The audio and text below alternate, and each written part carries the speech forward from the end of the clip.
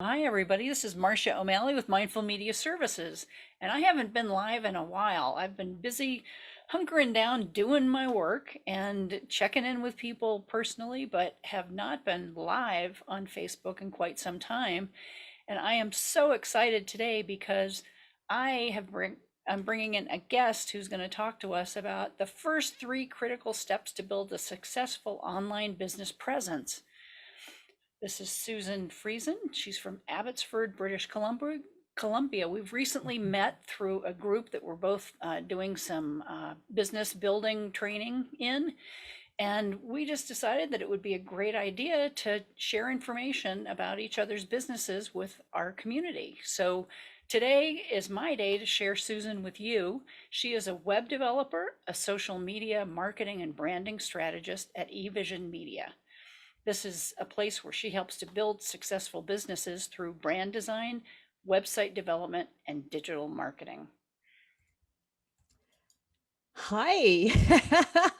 Hi, Marcia. It's such a thrill to be here. And you and I are of the same ilk. It's been a long time since I've done a Facebook Live as well. I did my very first one yesterday. And a good thing, it's like riding a bike and it gets comfortable really fast. But yeah, it's been a while since I've done this as well. So I'm so honored to be your guest in getting us back into the swing of things. Yes, I'm thrilled. And honestly, folks, we didn't call each other beforehand to coordinate colors, but I think we look pretty darn good today, don't you? I think we hit it on the jackpot. Absolutely. That's Yeah. great. So, so when you're thinking about, these first critical steps to building a successful online business presence, I know you're coming from that perspective of web development and web presence, social media branding. Yeah. Um, why is it important to think about your business when you're thinking, I better get my act together and get a website? Can you Yeah, tell me a little bit about that rationale? absolutely. It's like trying to build a house. You're all excited about, building your dream home and but you don't have the blueprint, like you just start building without any plan in place. Obviously that doesn't work unless you're building it in Legos, which I guess would work. Some and people, and yeah. yeah, so definitely, just like you, when you talk to your clients about putting together a proper video strategy and plan, you have to do some legwork first. You've got Mm. to have that foundation in place. And so today I wanted to share, three of those foundational things out of my six list. I have a top six list that I wanted to share, and stick around for everybody watching today, because then I'll send you a link on where you can get the rest of the free download that I have that explains the six foundational steps that you need to have before you dive in and design your logo and build your website. And this is true for a couple of groups of people. One of them being the brand new business owner, especially if you're coming from corporate and you have this vision, you're a visionary, you know exactly what you want to create, you're excited, and you want to just dive in. Let's get a logo going. Let's do this. And but you also understand the importance of having that foundation in place too, and understand the importance of actually investing in your business at the same time. And then there's also that other group of people who did do the dive in feet first without the foundation, threw up a logo, got hired somebody from Fiverr and made something pretty, and put up a Wix website because it looked pretty. But it's not working for you. You're not Hmm. getting any clients out of it. You're not getting any leads. And the reason is because you didn't do the legwork that we're going to be talking about today. And so it's just so important that in order to have a thriving, successful, sustainable business, you got to do the foundational work first. And then, it'll just save you from so much pain and suffering and and confusion and overwhelm and frustration, and it will also save you from a lot of money lost in Mm. your attempts to try and get something to work, and it's not working because you don't have the foundation laid. Oh, I love that. And I love that it's not just a matter of the foundation physically, but it's the foundation financially. How many of us grab that golden ring, right? That tool looks so good, or somebody recommended this or that, but we didn't look holistically at our business to Hmm. figure out where things fit. Yeah. Well, where do we start? What's the first thing that we need to do in your process that you're recommending today? Yeah, let's just dive right in and let's talk about this. So the first one is actually understanding your business offerings, the goals and objectives. And it's something that a lot of business owners actually don't really dive into and think about is, what exactly do I want to accomplish with this business? Sometimes we're called the accidental entrepreneurs. We have a passion or a skill that we can do really well, and we just want to make money off of it. And we don't really think about the long term of what does that look like? What does that business look like? And so having starting with an actual business plan really is the first foundation of anything that you do. So your business plan doesn't have to be this big daunting task. It doesn't have to be this overwhelming thing that's going to prevent you from even getting started. But it does need to include like your needs analysis. What are you providing that that others will actually pay for? And this is so important that Mhm. just because you love doing macrame, it doesn't mean that people are willing to spend hundreds of thousands of dollars on one Right. macrame piece because it takes so freaking long to Oh, do. that is so true. I love that. Right? You have to get your ROI out of your efforts. Hmm. Years ago, I had a craft business, and macrame just popped in my head because back then I was into macrame. I mean, the house was filled with macrame stuff. And I remember uh, you remember those ceiling to floor macrame hangers that had the glass Oh yeah. partition and Oh all the yeah. tassels and stuff. Hmm. And I probably made 50 cents on the hour on that project. you But you loved know it. Yeah. but I loved doing it, but it wasn't a solid business model. Hmm. And that was a sideline. Like I actually had a crop business doing many other things, but there was a macrame component that came and went really fast. So anyway, my point is that make sure that whatever it is that you're creating or producing or offering, that there is a market for it. So you have to do some market research and make sure that it's enough there's enough of a pain point that people are going to say, yes, I will pay you anything if you will alleviate me from this challenge, this pain, this crisis, this Hmm. solution that I need, right? And a lot of entrepreneurs miss this really critical point, and they come up with this great program and 6 week multi-level layered program, and they create it all and they get it all set up, and nobody buys because it just wasn't Hmm. important enough for people to actually purchase. So that's the first thing to do. And then in relation to that is determine how much you're going to charge. What will the market bear? It might be sellable, but it might be only sellable when you're charging 50 cents an hour, like I did in my macrame business. Yeah. Yep. Right?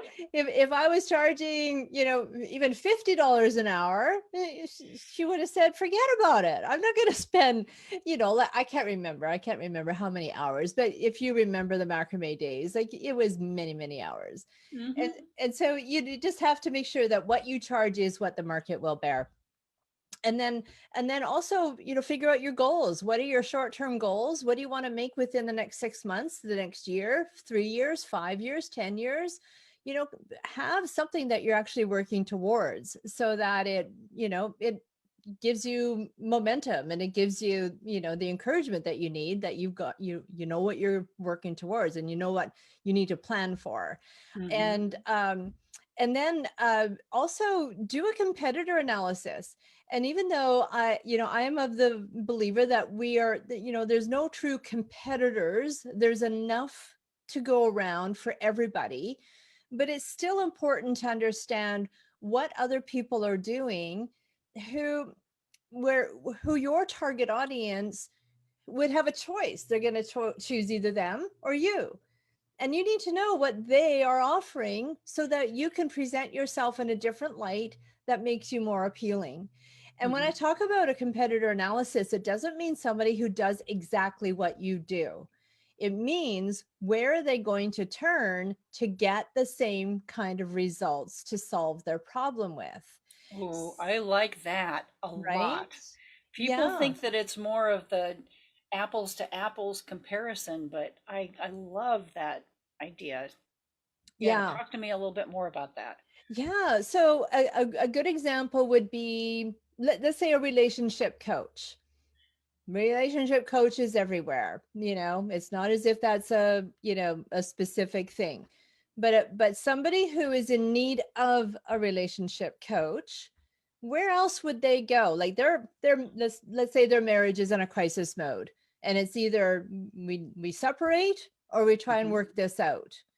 So what are their choices? Yes, a relationship coach, but a relationship coach may not be at the top of their list. They might go to a therapist or a counselor. They might go to their clergyman. They might go to their best friend. They might go to a support group. They might go to group counseling. So there's all kinds of options available to them to get the same kind of solution that they seek. Mm-hmm. So it's important for you as, as a business owner, to know what all of those options are.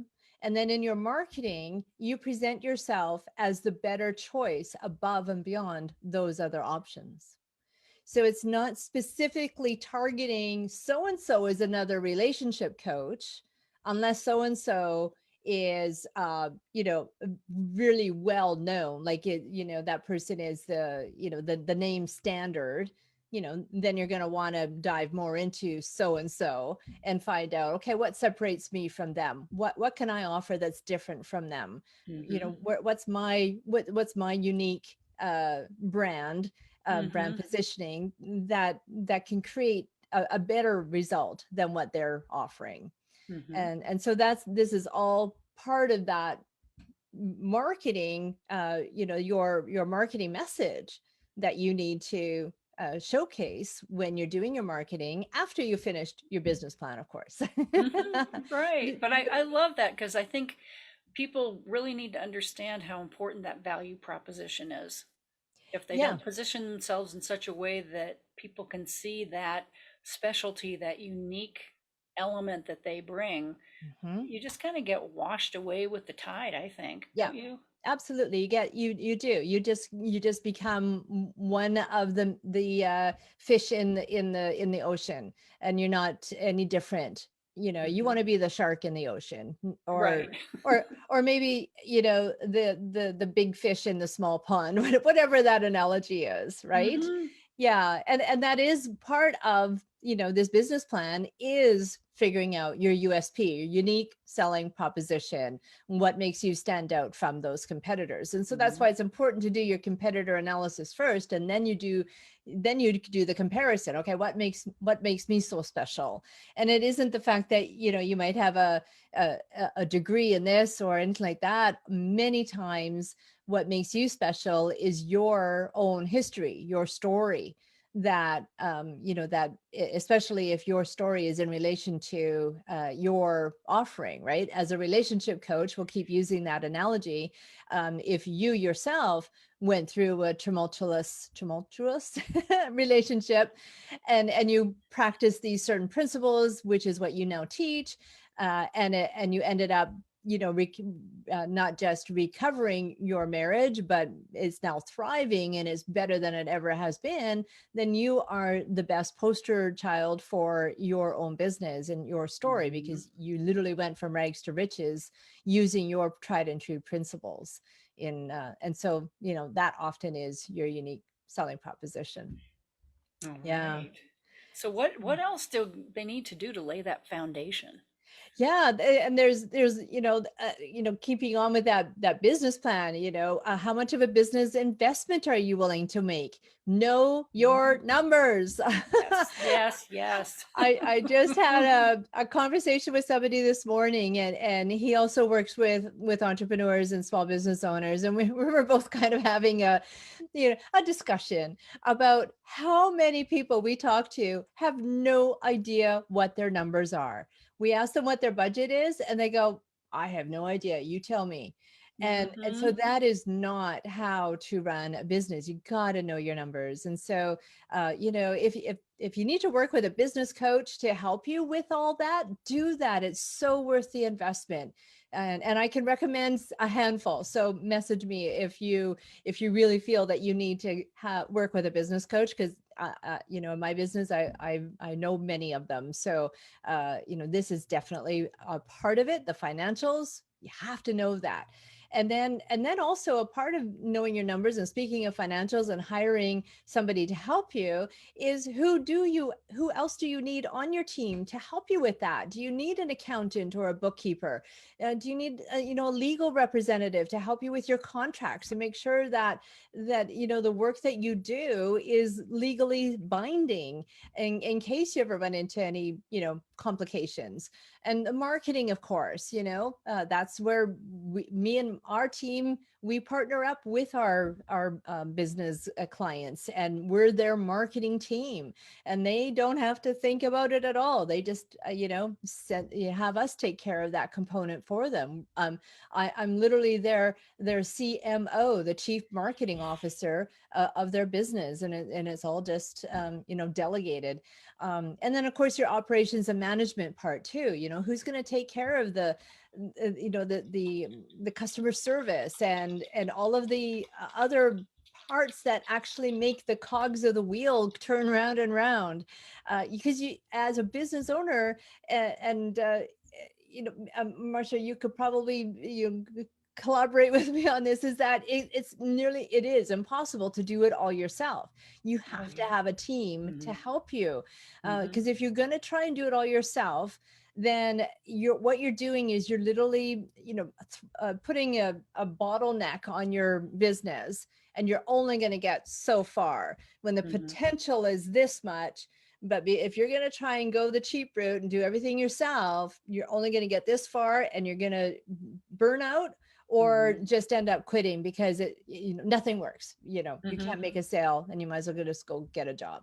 um Oh, I yeah. think that's so true. And I think when, especially businesses that are just starting out, it's it's kind of tough to know when to take that leap, but it's just baby steps. It's not Yeah, like you need to hire somebody full time as an employee. exactly. You just contract out little things that you need, like you Exactly. you definitely need an accountant because you got to keep up with your taxes, you got to keep up with your numbers, you got to know where you're at to keep moving forward. Hmm. And you may on occasion, maybe you're creating a contract Hmm. and you've got to have a lawyer take a look at that before you have Hmm. anybody sign it. I mean, Yeah. that'd be nuts not to do that. So it's baby steps that build up to, the real, you know, comprehensive team is Hmm. really how I've looked at it. Yeah, absolutely. I mean, I've been in eVision Media was born, what, 17, 18 years ago, and it was me, myself, and I Hmm. I did it all myself, but I very quickly realized where my weaknesses were. And Hmm. my first hire was a programmer, because developing websites 20 years ago was escalating way faster than what I could keep up with. And so that was my first hire, was a programmer. And then I just baby steps just kept. And by the way, that programmer was actually a student. And so it was a part-time contract position, and he got to work in between his studies. and I only needed him when I needed him. So I didn't have to pay him for just sitting around twiddling his thumbs. So it's Hmm. not your typical employment situation where you have, an office staff and everybody's, getting paid but not doing any work. And so if you, just hire out on an as needed basis, for contractors, students, whatever works, yeah, then you just, as you grow, then you can afford more and more, and get higher top quality of talent, and away you go. So yeah, it is definitely a progression. It doesn't have to happen all at once, unless you've got a huge startup budget, and you want to, dive in right off the bat. So it is all budget dependent, of which your That's so good. accountant would tell you what it is. Good. Well, I Yeah. just want to interject real quickly here, Susan, for anybody who might be joining us kind of in the midst of our discussion. I'm Marcia O'Malley with Mindful Media Services, and today I have brought Susan Friesen from Abbotsford, British Columbia, from eVision Media to talk about uh, basically the steps you need to build a successful online business presence. Her background is in web development and social media marketing and brand strategies. And we're talking right now about all those foundational steps that you need to take before you even, hang your shingle up online. They're Yeah. really critical. So we're just moving into talking about developing marketing plans. I think that's the next thing Yeah. that you wanted to bring up here, Susan. You want to Yeah. share some information about what people need to be thinking about once they've got that basic infrastructure and business plan together? Yeah, yeah, because part of the business plan is a marketing plan, and the marketing plan is a pretty big component of the business plan, aside from your financials and your SWOT analysis and all that other fun stuff. And a lot of it is what I already talked about: doing your market research, understanding what your brand positioning is. What is the promise that you're making to your ideal target audience, uh, Mhm. and and and embracing that, and understanding, how do you want to come across as to your audience. A relationship coach can, there's a whole bunch of options within that one little, segment, right? And so it all depends on who it is that you want to work with, as to how you want to position yourself within that industry as being the expert within that industry. And then, understanding who that ideal target audience is. That's a huge component of, defining who is it that you want to work with. And that is, I work with my clients on a consulting basis on identifying that ideal client, and that brand positioning. And that's a very in-depth exercise. It's way too much for me to be able to share with you today, but it's so important, and of understanding, who it is that you want to work with. What does that look like? What does that group of people look like? Because as soon as you have that defined, then that will easily uh, create what kind of marketing message that you need that will attract them. And remember, we were talking earlier about the competitor analysis, right? So it's that there's that marketing message where the more you understand who your target audience is, the more you're going to write the copy that will resonate with them above the competitors. So, that part is a huge part of the marketing plan. And then you also need to know where they're hanging out.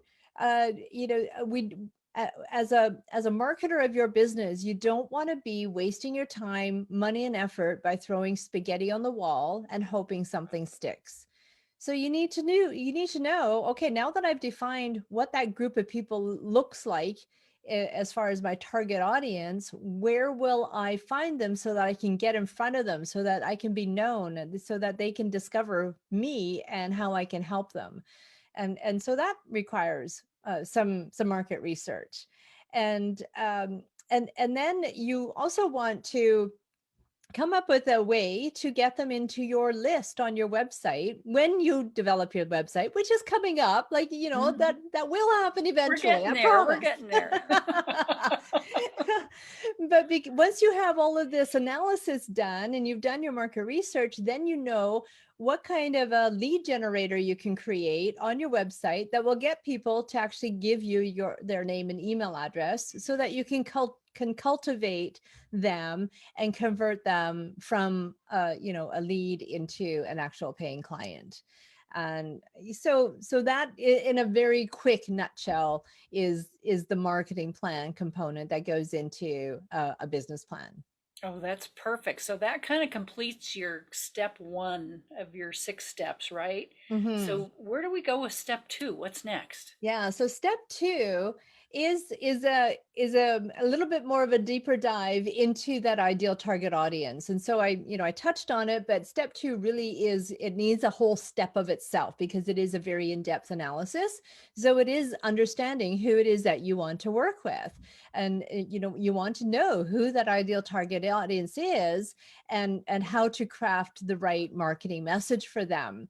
And so you want to one of the tips that you can do, like if you are an existing business person and you are at that point where it's either quit or go to the next level and do this right, properly, the right way, then you have an advantage where you can actually go back and analyze all of your past clients, assuming and hoping that you've got at least some past clients that you can work with, and literally use an Excel sheet, and list them all down. And you want to rank them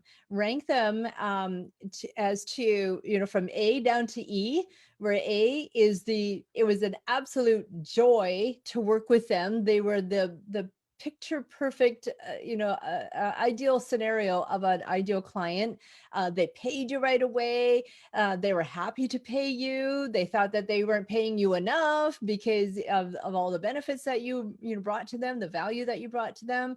They refer others to you, and it really was a win-win outcome. It was just literally a love fest.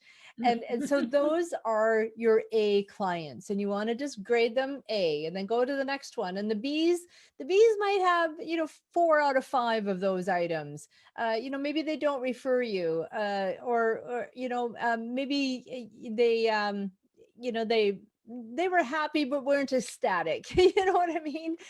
And then the C's, well, you had to keep asking them to pay. It wasn't as easy. It just didn't feel good. And then right down to the E's, where they just didn't pay you at all. And it's one of those times when you see them on the phone, on the call display, and your heart sinks, right? So you know who I'm talking about. And those are your D's and your E's, when they're not an ideal client. And so then when you list all of your ABs down to the E's, and you take a look at all your A's, and those are the people that start to create the fabric of who your ideal client is. That's your group that you want to go after. And then you start to analyze, okay, is there any specifics that I can take from this group of people? It might only be 5 of them if you only have, maybe you started off with 10 total clients and half of them ended up being A's, which is pretty good. So determine, okay, are they in a specific industry? Do they live in a specific area? Are they, do they have any kind of a commonality? That all of a sudden you realize, wait a second, I didn't even realize this. I'm working with nothing but real estate agents here. They must have a very high divorce rate in real estate. I don't know, but so that's gold if you can come up with an industry, because then you can market specifically to real estate agents who are having a hard time with their relationship at home. Right. So, that marketing message can be crystal clear to that group. And you also want to kind of think about what their state of mind is, what their psychographics are, and what are those pain points? What is it? Where is that crashing point where they're going to sit up at 3 a.m. in the morning and say, enough, I am going to pay anything to get this fixed? That's their pain point. You want to know what that is. And so that's where all of that work happens in defining who it is that you really want to work with, who that ideal client is. And then, like I said, from those insights, they help you determine what your brand positioning is. And then you can begin on the marketing initiatives. And so yeah, anyway, I'll leave it at that because I could go on forever, as you can see. Well, I just love it because I was just making a little note over in Facebook about how I love the exercise of going back to your clients and really distilling who comes up and rises to the top as someone you just loved working with, and then Yeah, who, of course, is at the bottom, yeah, so that you can help identify that ideal client and yeah, be able to describe more clearly, creating an avatar. I mean, that's one of the things that has always stumped me up because I get told to create this avatar before I take that step of yeah. thinking, well, who have I worked with that was just excellent? What are those Mhm. qualities? And then bring that into the description. Yeah, Otherwise, you're sitting there going, well, okay, so I'm creating this avatar out of my brain that is, Josie living in Bloomington, Indiana. She has mhm. 3 children, reads, Oprah magazine, and has her own small business. That's my Yeah, ideal client. Well, yeah, that's a bunch of bunk, but this makes yeah. sense because it comes from a place of reality for a Reality, business. Yeah. realistic. Yeah, I'm not a fan of coming up with a single person avatar. Yeah. It never made sense to me to do that, because everybody's individual, everybody's unique. And so that's why I reference it as a group Mhm. of ideal target market people. And within that group is who we're after. Mhm. But you speak to a valid point. Like, say, what if somebody is just coming out of corporate and decided they wanted to start their business? They don't have the Mhm. luxury of tapping into past clients. And so then, yes, they do need to still do an exercise of defining their group of people by asking themselves these same kind of questions.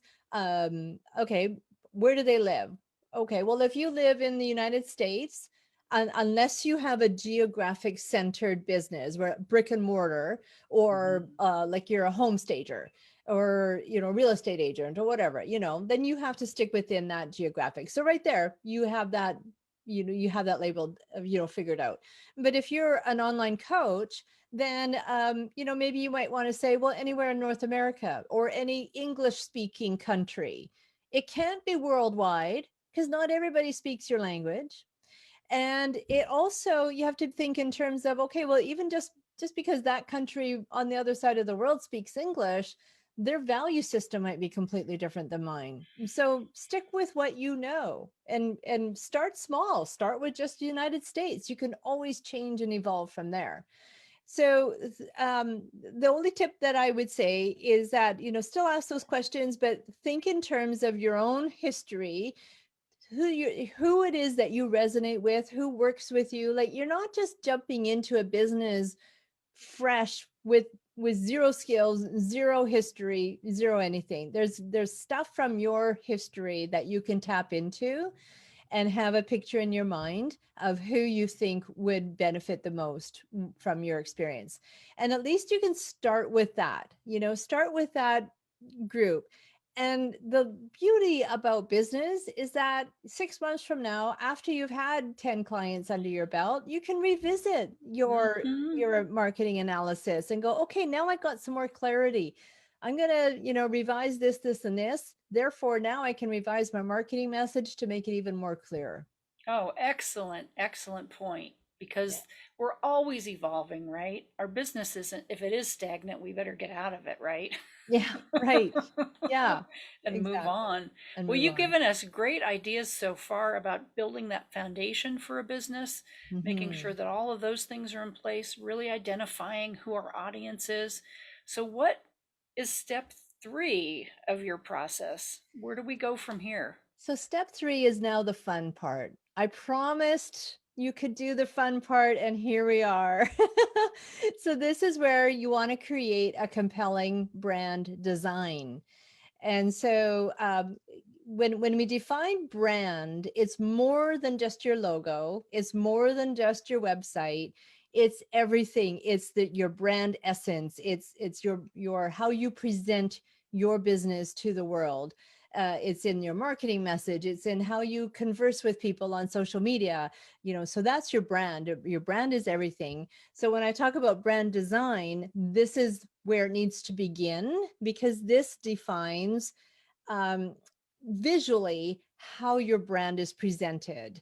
And so so you do, you want to make sure that how your brand is presented is actually resonating with your ideal target audience. So this is a big component where a lot of people kind of miss the mark.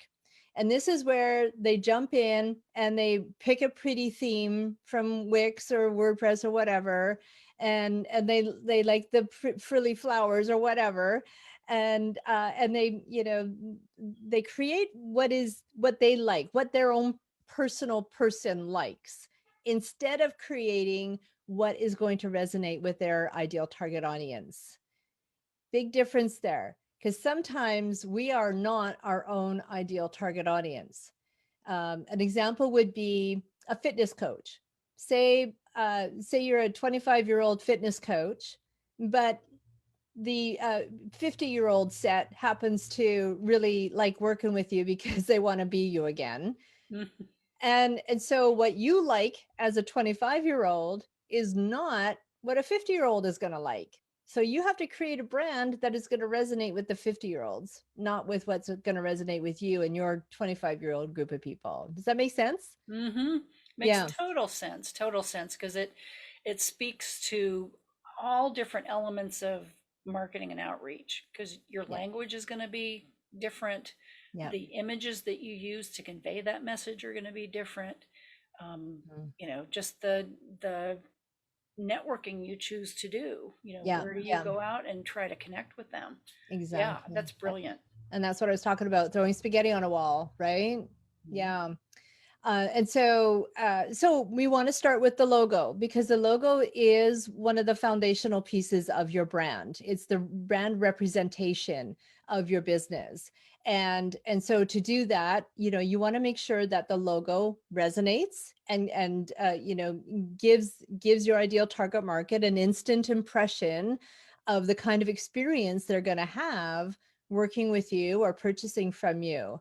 And so here is where color choices, font choices, and imagery is all very strategically and carefully crafted to make sure that those choices resonate with the right market.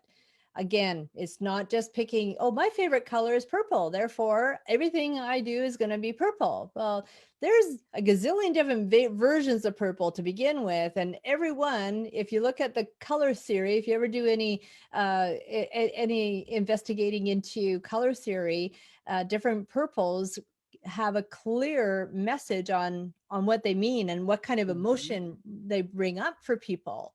And so, you just can't be willy-nilly about this kind of stuff. It really do need to work with a professional logo designer who knows their stuff and will create something that will work for you. And obviously, that's one of the foundational things that we do here. Branding is a huge part of of my brand positioning. Mhm. And making sure that people understand that, otherwise you're just going to have to redo it all again a year from now, 2 years from now, 5 years from now, when you're getting close to being fed up. So might as well do it all right way to begin with. And Mhm. so with that logo, then that kind of creates the continuity that you want to establish with everything that you do. That imagery needs to obviously reflect in your website. Your website is your main foundational piece of marketing. It's working for you 24 hours a day, 7 days a week, all day long. Like it is the foundational piece to your business. That's where everybody's going to go to find out, is this person going to solve my problem or not? And if your marketing message is wrong, if the branding is wrong, boom, they're gone off to the competitor. And so not just the website, but all of your social media, the banners, all of your newsletter that you send out, your business card, your flyers, like everything, and videos, right? even Mhm. even the video introduction and all of that kind of stuff needs to reflect the brand that was created in that initial brand analysis that defined your target audience and your brand positioning. Mhm. So that's really the literal calling card, so that when people see that image, whatever it is you come up with, they know, no matter where they find it, they know who you are. Yep. Yeah. Yep. And that Yeah. it's consistent too. I mean, that's one of the things that I work on too with my clients, is that wherever you are on social media, make sure that it looks the same so Hmm. people know they've come to the right place. Yeah, yeah, because that consistency is so important in marketing, especially when we're starting out and we don't have $1 million budgets to, get ourselves on TV. And so we have to pound the pavement. And the more time we have opportunities to get in front of our target audience, we want it to be memorable and recognizable. And so Mhm. using that same brand imagery, whatever you do, wherever you do it, is just super important. Yeah. Mhm.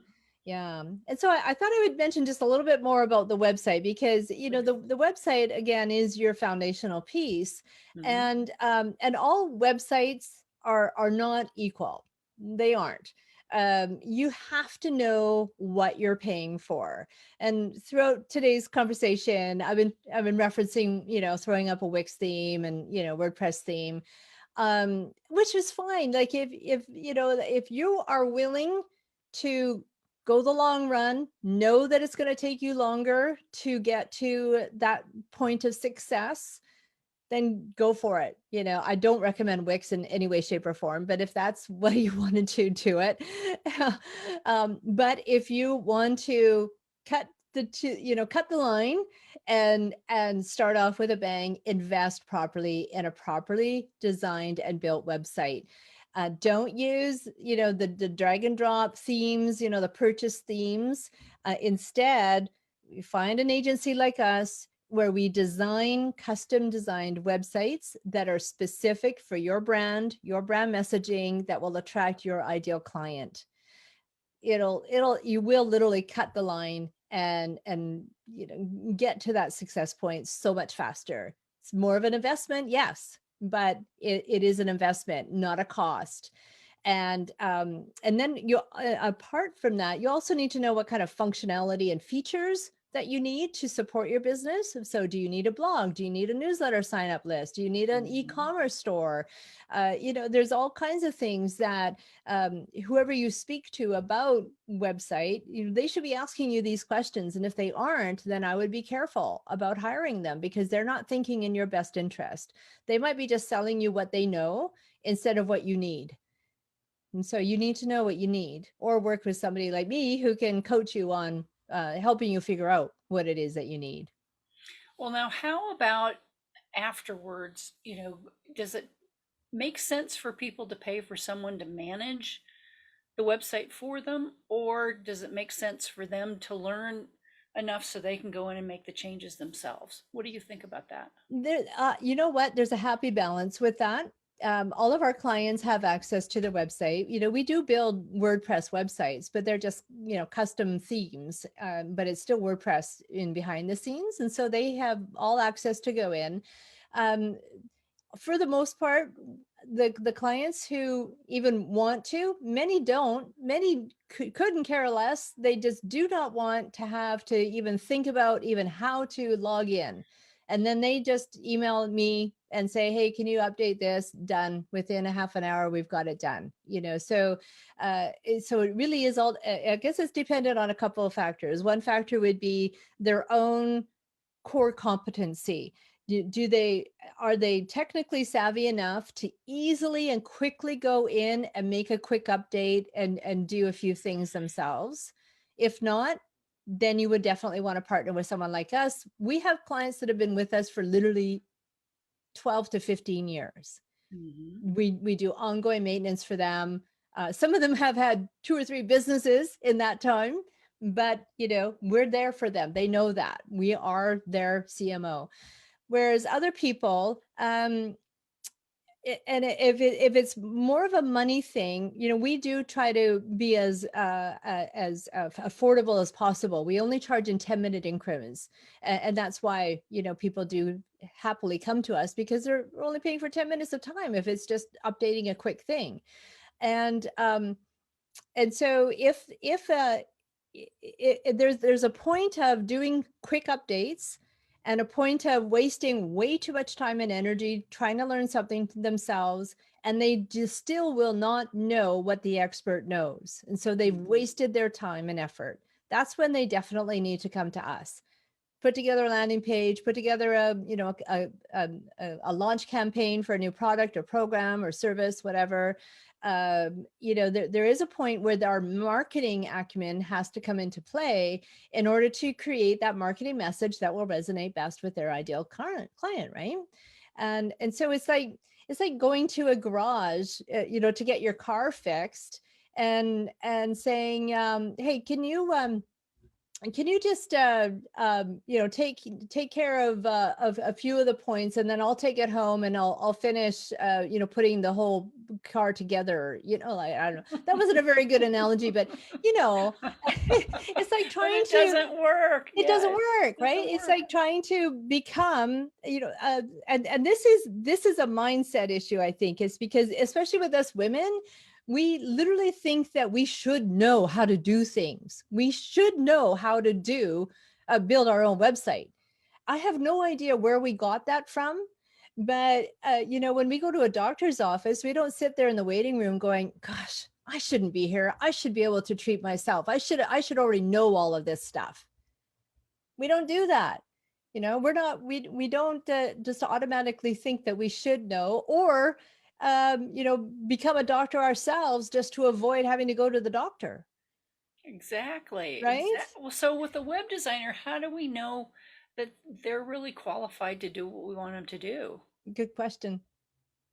I And mean, that's a really good question, because there's a lot of people who think they know way more than what they actually know, unfortunately. And just like every industry has it, I'm sure you have this in your industry. People who have figured out how to take a video on their cell phone are now suddenly videographers and experts.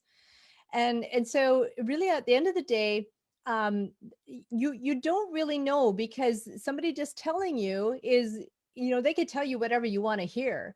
So really, what you need to do is you need to go and look at the reviews, look at the testimonials, ask past clients what their experience was like with working with that particular person.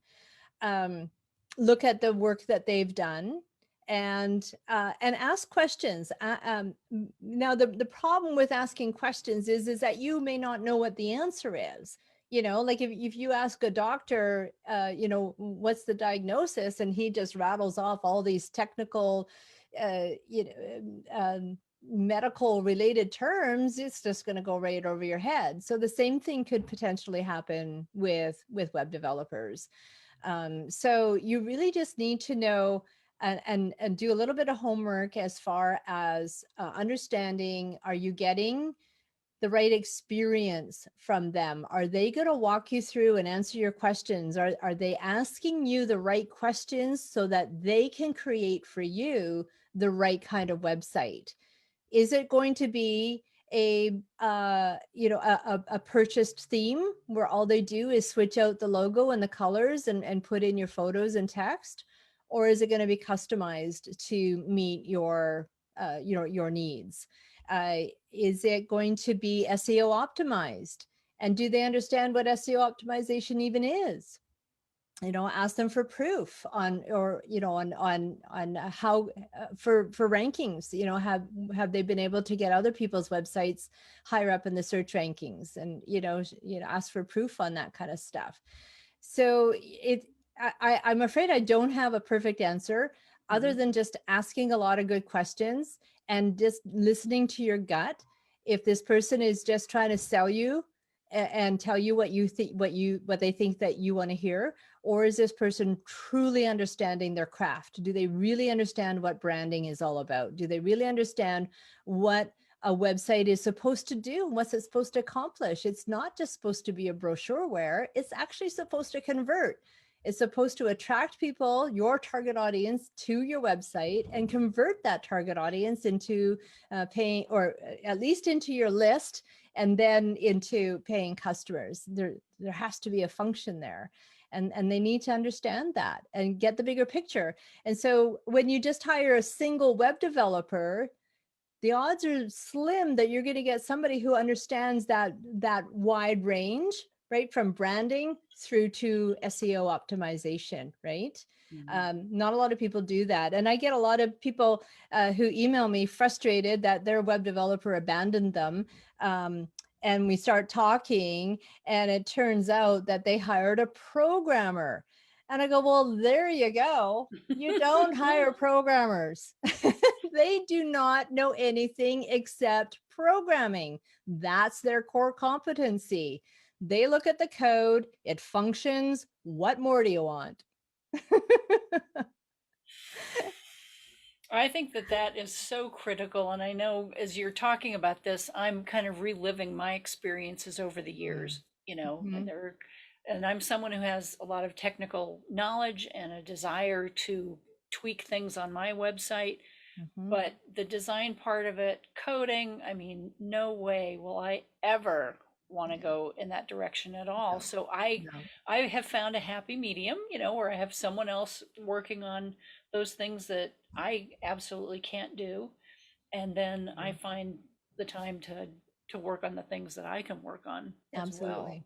Yeah. But this has just been such great information. I know you actually have 6 steps to this, right? Yeah. These are just the first three. That was just the first So three. can you tell us how we can get the rest of your 6 Yeah, steps? absolutely. I've put together a quick and easy free report to download and reference. So the first 3 points are in there.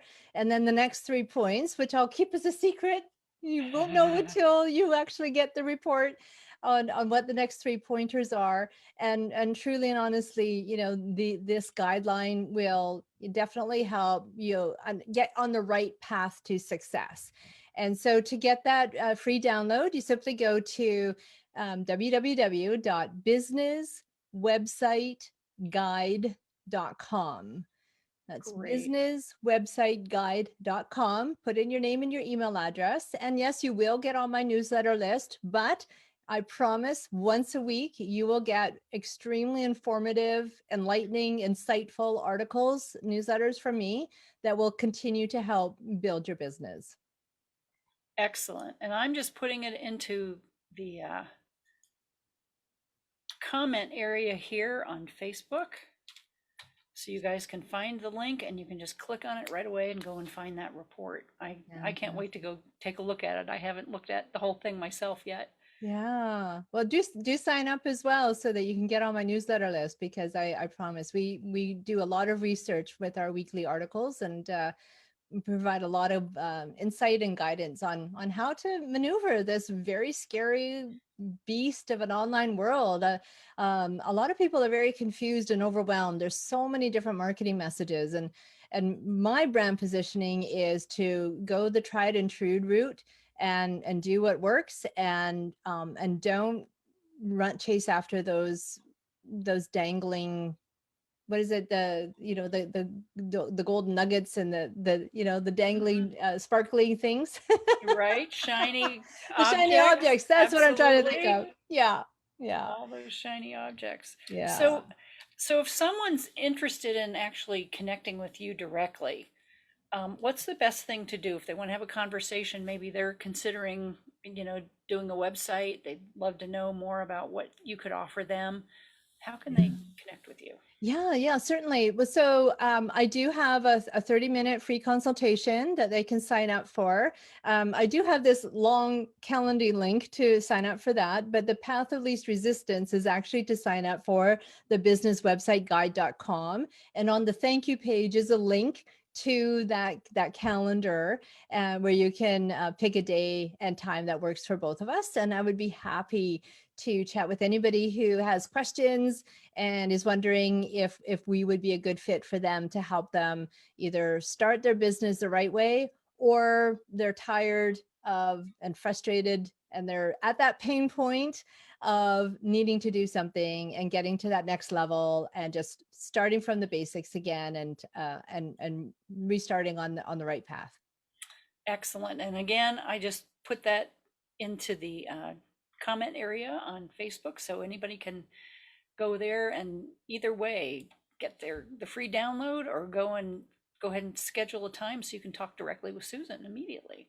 Yeah, I would love to chat with anybody who needs a little bit of guidance.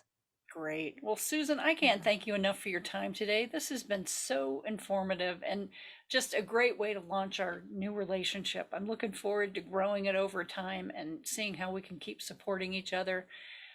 Folks, this is Marcia O'Malley with Mindful Media Services again. And I encourage you to reach out to Susan in whatever way seems appropriate to you. But keep in mind her key points in developing your business before you even get out there and start telling everybody about it. Yeah. You know, Yeah. you have to work on all of those foundational elements before you figure out the beautiful logo and before you get that incredible website set up. Yeah. So keep up the good work, everybody. Appreciate your attention today, and I'll be coming back online. I know I've already got another one of these scheduled next week for another special guest. It'll be a secret for today, but I'll be promoting that next week when that comes up, and probably many more after that.